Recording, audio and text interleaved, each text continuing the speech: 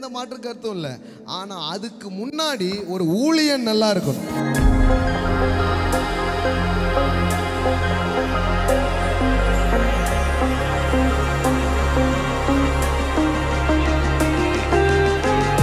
தம்முடைய ஊழியக்காரரின் சுகத்தை விரும்புகிற கர்த்தருக்கு மகிமை உண்டாவதாக, மகிமை உண்டாவதாக என்று எப்போதும் சொல்ல கடவர். ஆமென். சார், ஊழியன் நல்லா இருக்கணும்னா முதல்ல ஊழியன் நல்லா இருக்கணும். என்ன கேட்டா ஊழியத்துக்கு காசு கொடுக்கறத விட ஊழியனுக்கு காசு கொடுக்கறது தான் ரொம்ப முக்கியம். இதை ஊழியக்காரரா இருந்தே நீங்க ஏத்துக்கிறது கஷ்டமா இருக்குது பாருங்களேன். அதான் பிரச்சனை.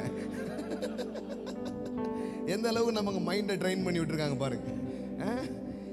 இதை விசுவாசி ஏத்துக்கலான்னா கூட பரவாயில்ல, இதை யாரே முதல்ல ஏத்துக்க கஷ்டமா இருக்குது நமக்கு.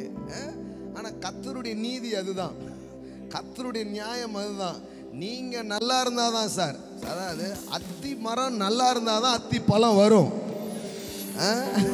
நீங்க நல்லா இருந்தாதான் ஊழியம் நல்லா நடக்கும். கர்த்தர் பாருங்க, ஊழியம் நல்லா இருக்கணும்ன்றதுல எந்த மாற்று கருத்தும் இல்லை.